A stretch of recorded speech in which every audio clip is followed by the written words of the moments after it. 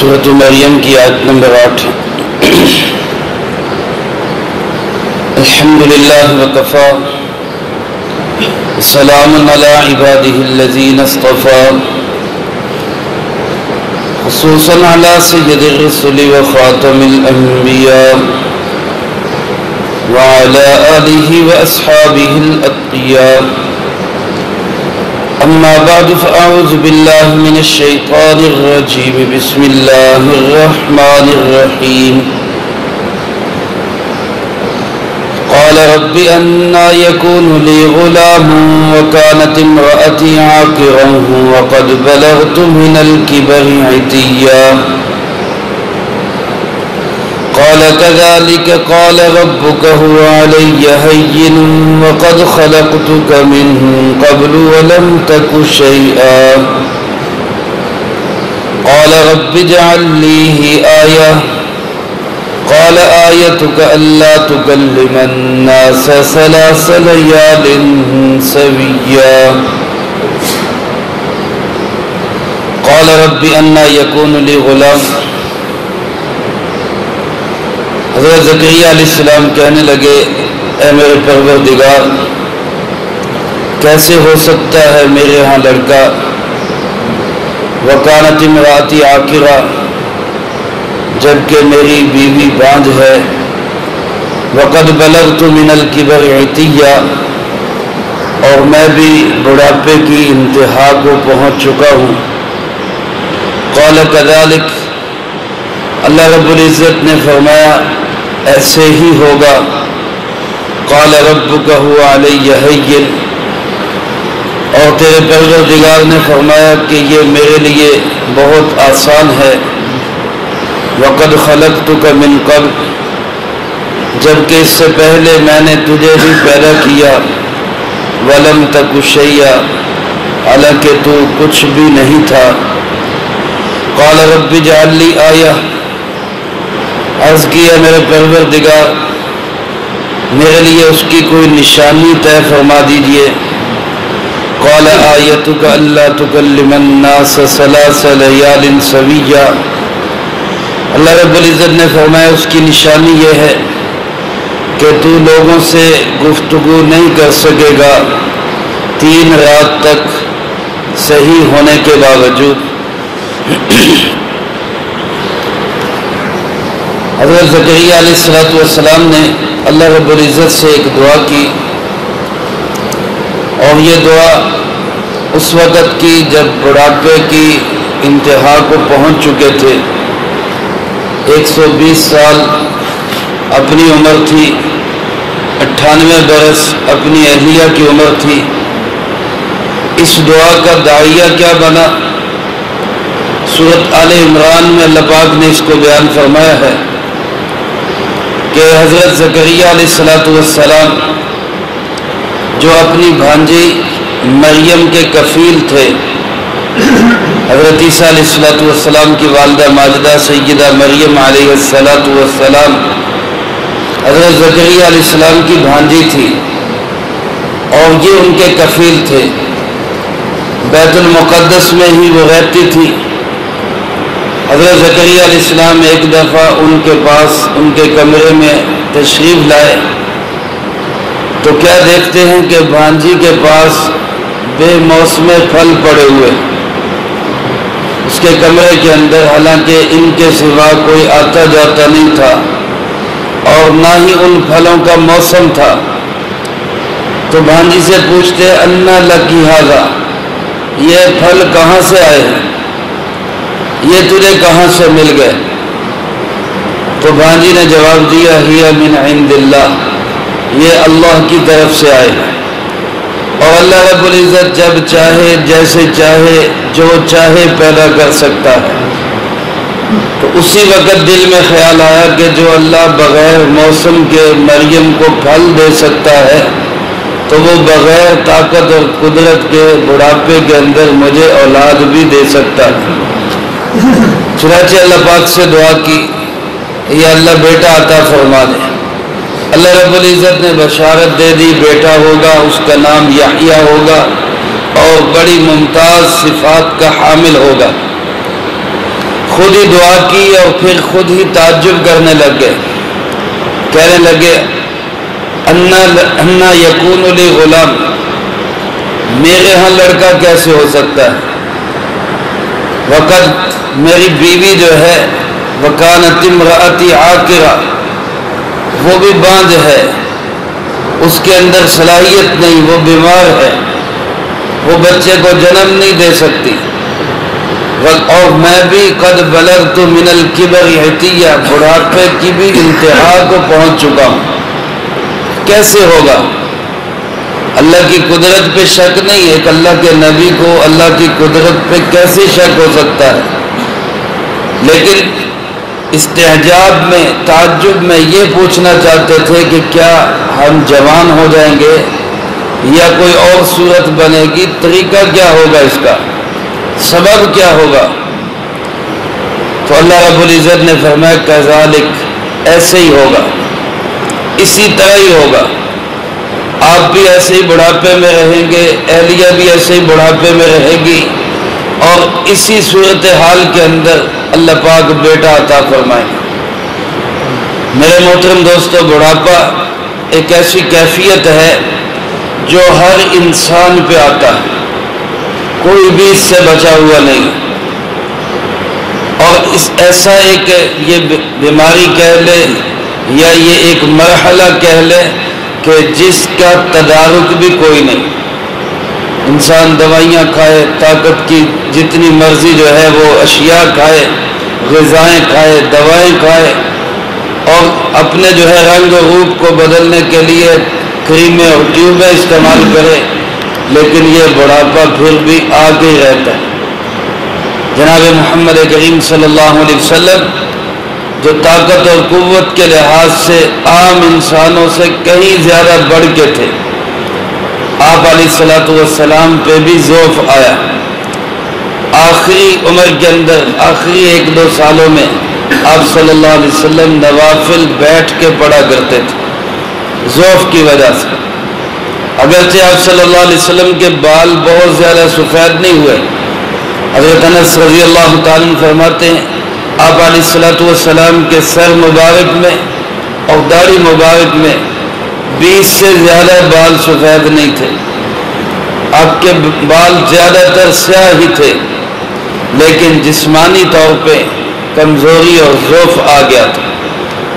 آپ صلی اللہ علیہ وسلم نے ایک مرتبہ حضرت عائشہ رضی اللہ تعالیٰ عنہ سے دوڑ لگائی، ایک میدان کے اندر، سفر جہاد کے اندر آپ نے ایک دفعہ دوڑ لگائی تو اس دفعہ حضرت عائشہ رضی اللہ تعالیٰ عنہ آگے نکل گئی، کیونکہ ان کی بالکل نوجوانی تھی، بچپنا تھا، وہ پھرتیلی تھی، وہ آگے نکل گئی، اور پھر دوسرے وقت میں ان کا بدن کچھ بھاری ہو گیا، دوبارہ دوڑ لگی تو آپ صلی اللہ علیہ وسلم آگے نکل گئے، اور آپ نے فرمایا کہ یہ اس کا بدلہ ہو گیا، یہ اس جیت اور ہار کا بدلہ ہو گیا۔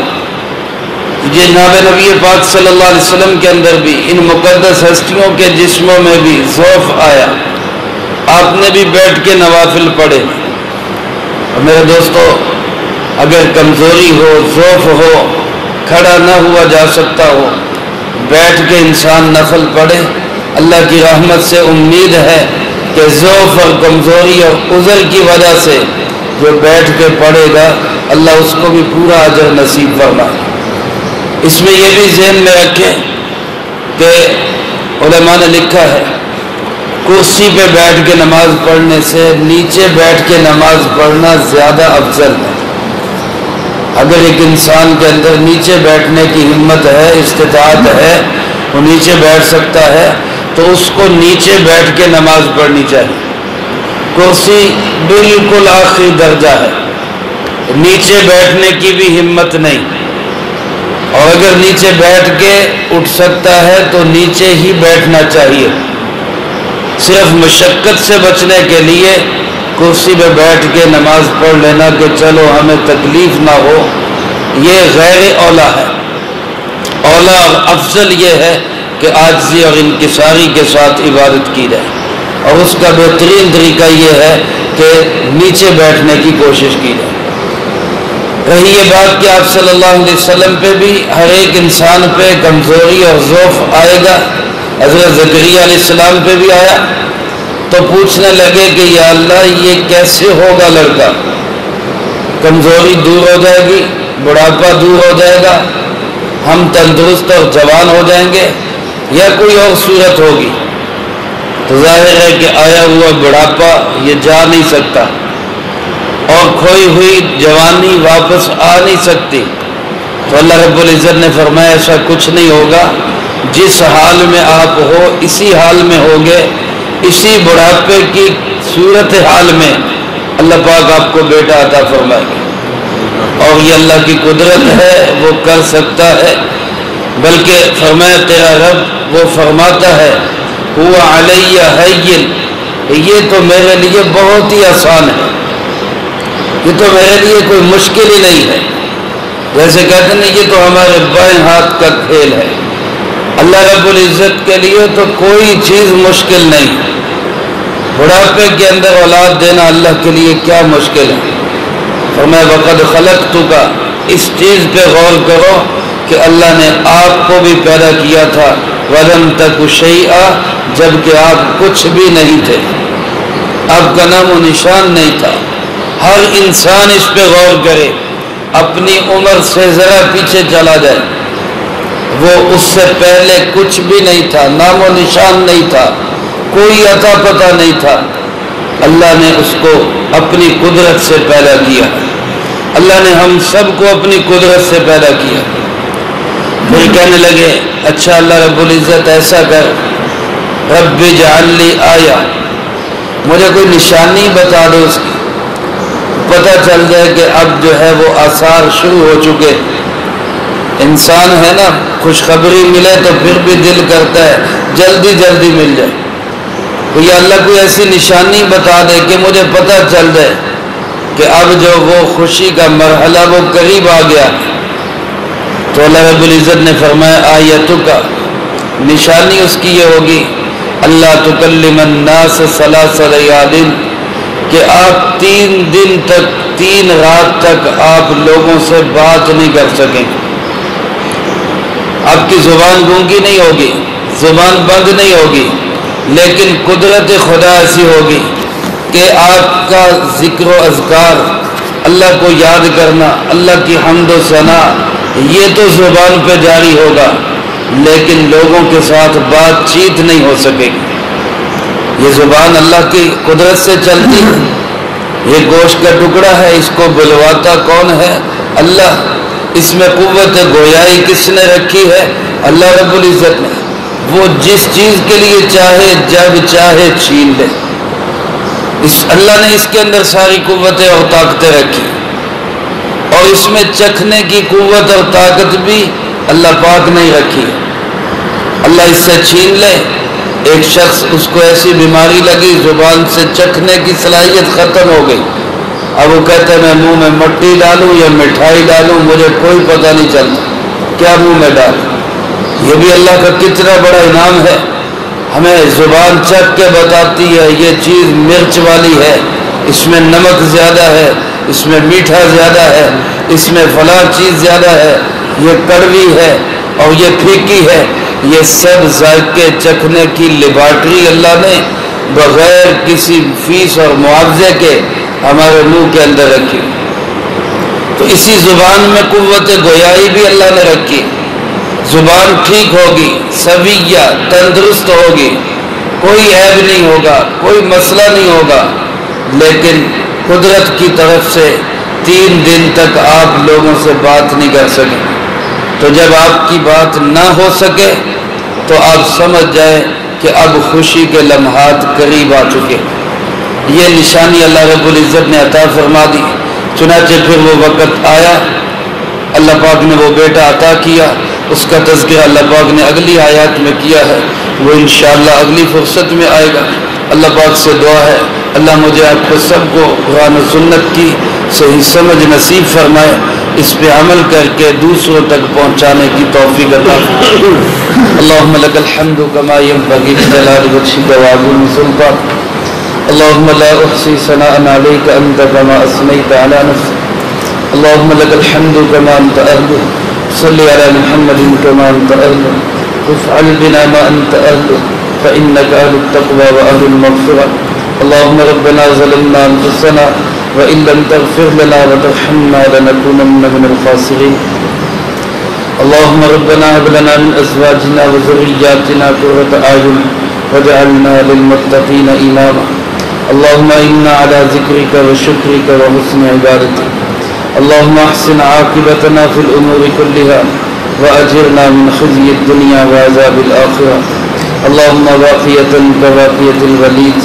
اللهم استر عوراتنا وآمن روعاتنا. اللهم إنا نجعلك في نحورهم ونعوذ بك من شرورهم. ربنا تقبل منا إنك أنت السميع العليم وتب علينا إنك أنت التواب الرحيم. رب ارحمهما كما ربياني صغيرا.